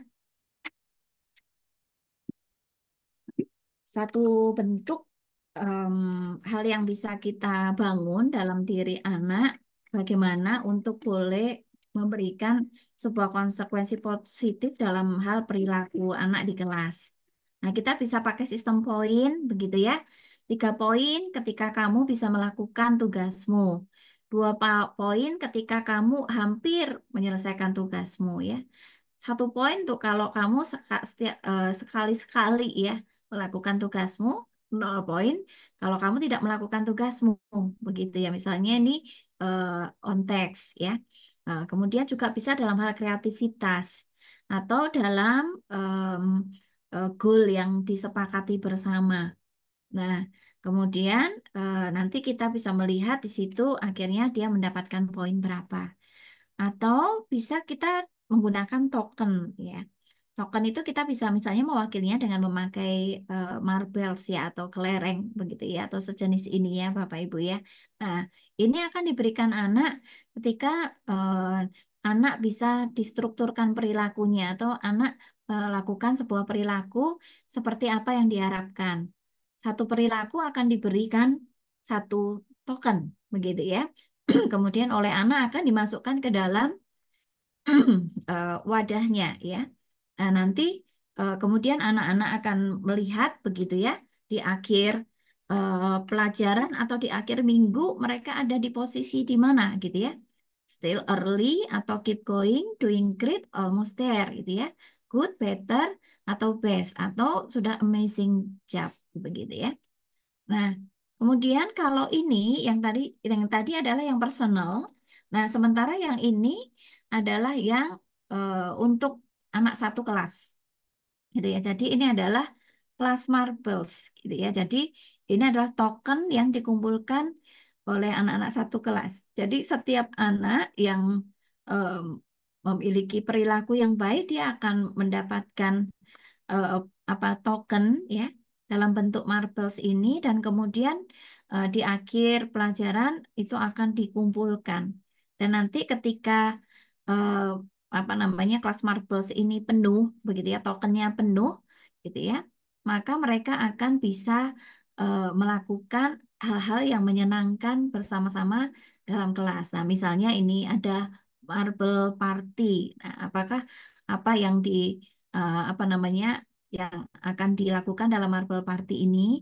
Apakah nanti akan ada pembelajaran dengan topik yang menarik ya, atau pembelajaran dengan di luar kelas, atau apa ya, sebuah variasi dari pembelajaran yang menyenangkan. Nah, jadi ini juga mengajarkan kepada anak-anak bagaimana mereka belajar bersama, mereka bekerja sama, working together sebagai kelas. Jadi ini juga meningkatkan keterampilan sosial dari anak-anak untuk berjuang bersama. Nanti yang bisa kita bayangkan ketika terjadi kelas marbles ini adalah bahwa ketika ada teman-teman yang mungkin belum menghasilkan tokennya, maka teman-teman satu kelasnya itu akan bisa membantu. Nah, kemudian ada manajemen diri murid berdasarkan konsekuensi, gitu ya. Nah, di sini ada beberapa hal yang perlu diperhatikan dalam mengaplikasikannya. Kita perlu mendefinisikan tujuan dengan jelas, kemudian bahwa anak tidak bisa diminta untuk mengubah semua perilakunya, nggak ada yang bisa berhasil untuk mengubah seluruh perilaku, maka kita akan minta untuk anak mengubah salah satu saja dari perilakunya itu. Jika itu berhasil, maka anak akan fokus pada perilaku yang lainnya, dan seterusnya. Nah, token atau poin itu harus jelas. Pujian dan teguran itu, pujian dan teguran saja yang diulang-ulang diberikan itu menjadi kurang efektif untuk mengatur anak dengan ADHD. Maka butuh yang namanya insentif ya, karena yang lebih kaya dan lebih tepat. Nah, ini harus diberikan jika tugas itu berhasil sebagai reward langsung begitu ya. Dan itu dikerjakan untuk apa atau itu dilakukan untuk apa? Untuk menguatkan perilaku yang diharapkan ya. Nah, sebelum hukuman bisa diterapkan. Nah, jadi ini artinya ada sebuah konsekuensi positif. Ketika konsekuensi positif itu dirasakan anak dan em, maka manajemen dalam perilakunya itu bisa berjalan dengan baik. Nah, contohnya seperti tadi ya dengan markas ya. Kemudian menjelaskan hubungan antara token dan hadiah atau imbalan. Disepakati dengan anak beberapa token yang mereka perlu kumpulkan untuk mendapatkan hadiah tertentu, ya. Jadi menyepakati dengan anak untuk mendapatkan hadiah ini berapa token yang mau kamu kumpulkan. Ya, misalnya kalau tadi marbles kelas kan berarti itu harus memenuhi 1 toples. Nah, kemudian setelah apa namanya menyepakati itu, mereka juga diminta untuk memilih imbalan apa yang akan mereka peroleh. Nah, kemudian imbalan itu juga secara periodik bisa kita ubah gitu ya. Misalnya kita mengatakan setiap 2 sampai 3 minggu untuk kita akan rubah gitu ya. Ini untuk agar ada efektivitas ya dalam program untuk memotivasi perilaku anak. Nah, kemudian yang keempat, bagaimana menukar token ya dengan imbalan. Jadi kalau anak sudah terbiasa dengan token, maka rentang waktu untuk penukaran token ini bisa makin kita perpanjang. Kalau misalnya tadi sehari, 2 hari, 3 hari, kemudian bisa seminggu, gitu ya, mungkin sebulan, ya. Nah, namun demikian konsekuensi itu harus diberikan lebih sering dan lebih langsung, ya, bagi anak dengan ADHD mengingat kurangnya motivasi mereka. Waktu pelaksanaan dan strategi penerapan konsekuensi bagi anak dengan ADHD itu juga perlu lebih sistematis. Nah, berikut adalah saya akan menunjukkan sebuah eh, terapi yang menggambarkan tentang token ekonomik ini. Ya, saya akan menunjukkan sebuah video tentang terapi ABA yang mempraktekkan tentang token ekonomik ini.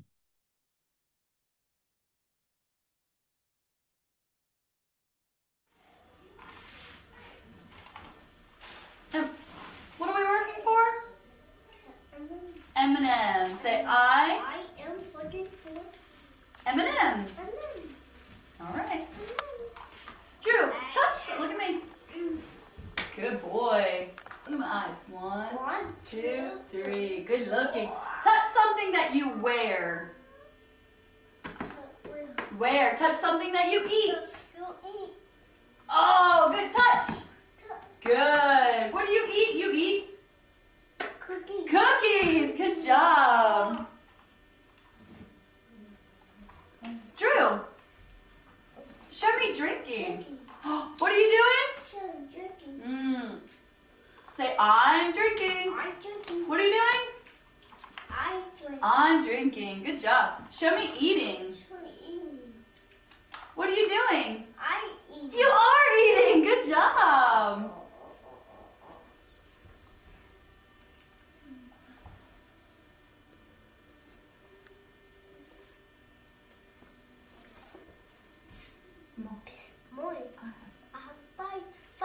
Oh, you do. Let's count them. 1, 2, 3, 4, 4, 5. 5. Can I have? Oh, you found the only Skittle. Good job. There you go. Oke, nah terapi apa ini sebenarnya adalah terapi yang biasa digunakan untuk anak dengan autism, tapi ini juga bisa dipraktekkan untuk token ekonomik tadi ya, untuk menarik perhatian bagi anak-anak dengan ADHD tadi. Ya, ada banyak hal yang sebetulnya bisa kita terapkan untuk manajemen kelas, struktur perilaku anak-anak, tapi saya sudah diberi apa namanya kode nih oleh moderator. Waktu kita ternyata sudah habis begitu ya. Mungkin saya slideshow-kan sedikit aja begitu ya. Em, ya silahkan sambil mungkin dibuka ruang tanya jawab. Silahkan Bu. Baik, terima kasih Bu Yerusa. Luar biasa ya, sebenarnya banyak sekali yang mesti kita pelajari ya Bu Yerusa mengenai anak ADHD ini ya Bu Yerusa. Apalagi Iya. kita guru dan orang tua yang sangat awam, kita mesti belajar banyak. Ada banyak pertanyaan yang masuk Bu Yerusa, tapi mungkin kita mulai dulu dari pertanyaan yang cukup menarik. Bagaimana mengkomunikasikan dengan orang tua kalau orang tuanya denial? Kan Ibu Yerusa tadi sudah membagi pengalaman dengan pengalaman pribadi ya Bu Yerusa ya. Nah, ketika Ibu Yerusa mengalaminya, bagaimana bisa sampai menerima dan kemudian bisa bagaimana mengasuh dengan sampai beranjak remaja. Boleh dengan singkat saja Bu Yerusa karena kita tinggal 7 menit lagi. Iya, jadi memang reaksi orang tua itu ada stage-nya ya. Stage-nya itu yang denial itu adalah stage yang pertama, Bu ya. Setelah denial, nanti akan masuk ke stage yang berikutnya adalah bargaining gitu ya, atau tawar Oh, menawar begitu ya. Kemudian iya. stage ketiga adalah kemarahan atau anger. Nah, stage yang keempat depression atau depresi. Nah, baru setelah itu penerimaan. Dan kalau kita lihat ya, tidak semua orang tua itu mengalami tahapan-tahapan ini secara kaku atau secara pasti. Beberapa orang itu mengalami sebagian dari tahapan-tahapan ini gitu ya. Dan apa itu dilalui orang tua ya dengan cara yang berbeda-beda. Tidak ada satu resep yang pasti untuk Mhm. semuanya begitu ya. Nah, jadi tapi pada intinya adalah semakin kita melihat masalah anak-anak ini secara realistik ya, Mhm. kita tidak menolak kecacatan anak ke apa ke kita tidak menolak kondisi anak kita ya.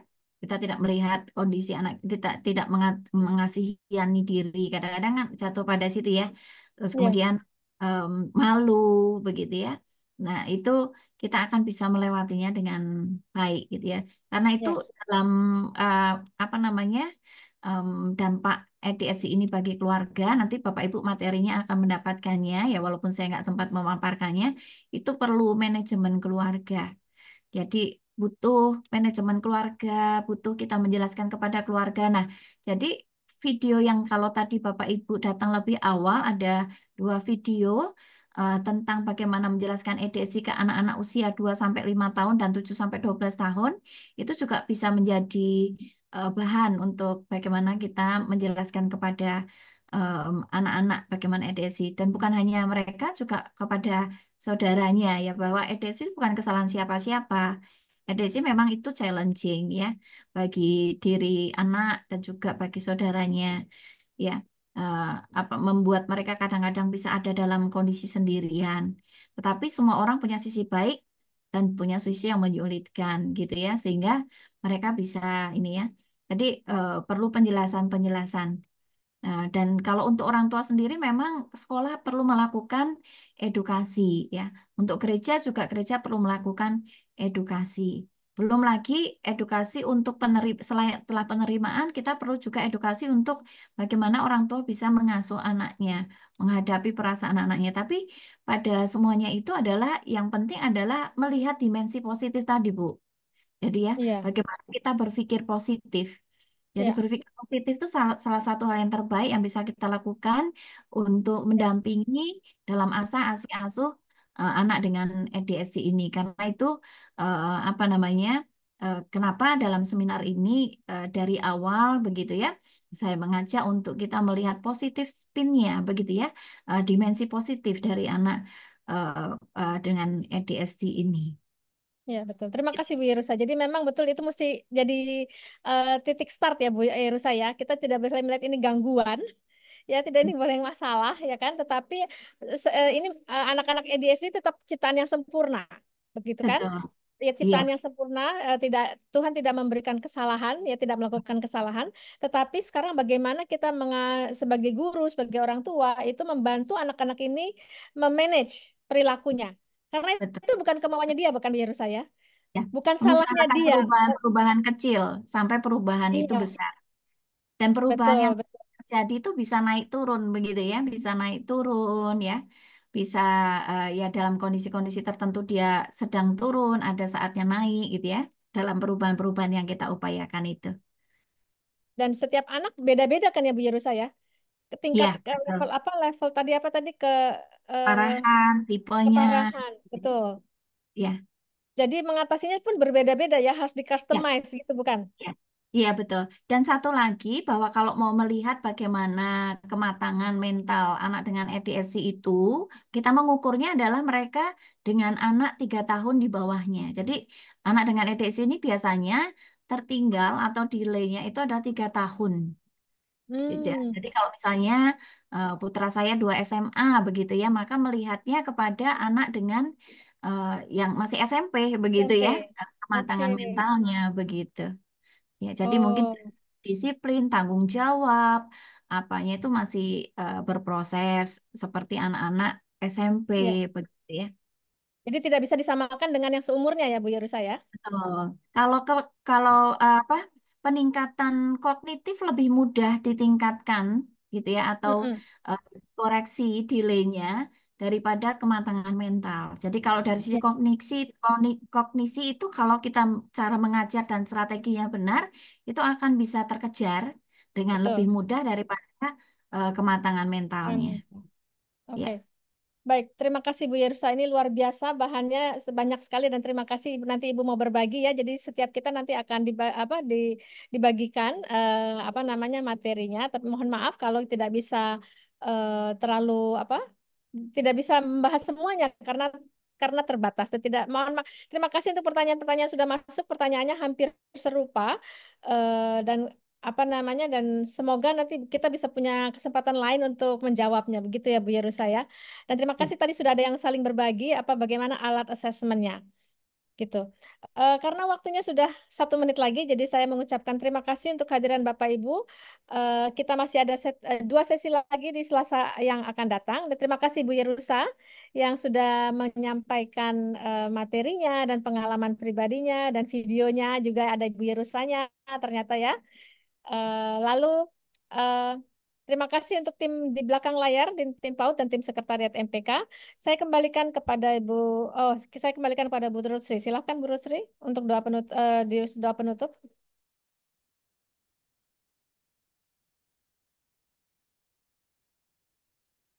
Ya, baik, terima kasih Bapak Ibu sekalian.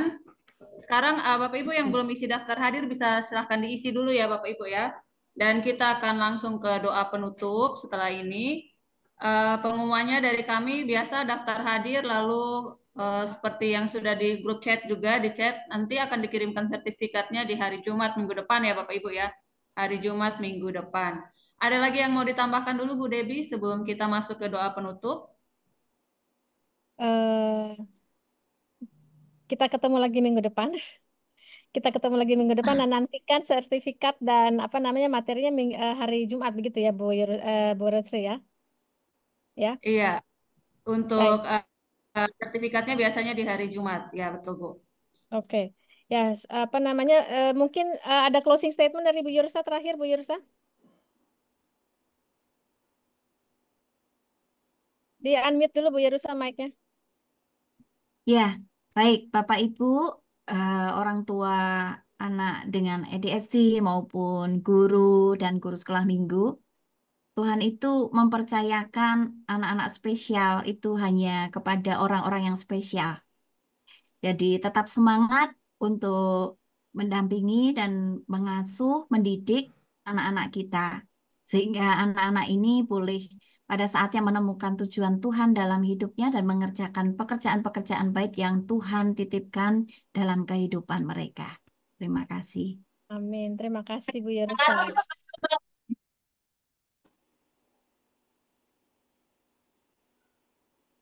Ya, baik. Terima kasih Bu.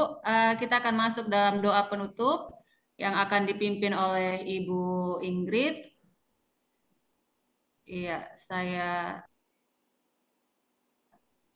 Ibu Ingrid sudah ada join ya Bu ya. Oke. Silakan Bu Ingrid akan memimpin kita dalam doa. Baik, mari kita berdoa. Allah Bapa dalam surga, terima kasih karena Tuhan sudah menyatakan kepada kami hal-hal untuk mengasihi, mengasuh, dan mendampingi anak-anak yang istimewa yang Tuhan titipkan kepada kami, baik sebagai murid maupun anak-anak kami sendiri.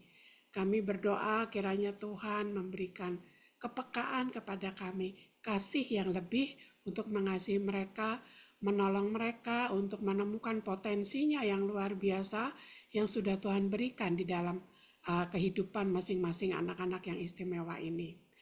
Tolong kami supaya ada hikmat Tuhan dan kasih yang luar biasa di dalam menolong juga para orang tua yang belum bisa menerima, menolong para guru yang mendidik dan orang-orang lain yang ada di sekitarnya untuk bersama-sama mendampingi dan mengasuh anak-anak ini. Terima kasih untuk Ibu Yerusa, Tuhan memberkati keluarganya dan juga pelayanannya. Berkati setiap orang yang sudah hadir dalam acara ini, Tuhan menolong mereka di dalam pelayanan mereka masing-masing. Sekali lagi kami mengucap syukur untuk kasih Tuhan yang luar biasa kepada kami. Dan Tuhan yang akan menolong kami untuk melaksanakan tugas-tugas di dalam mendampingi anak-anak yang istimewa ini. Dalam nama Yesus kami berdoa. Amin. Amin. Terima kasih. Terima kasih Bapak Ibu. Terima kasih.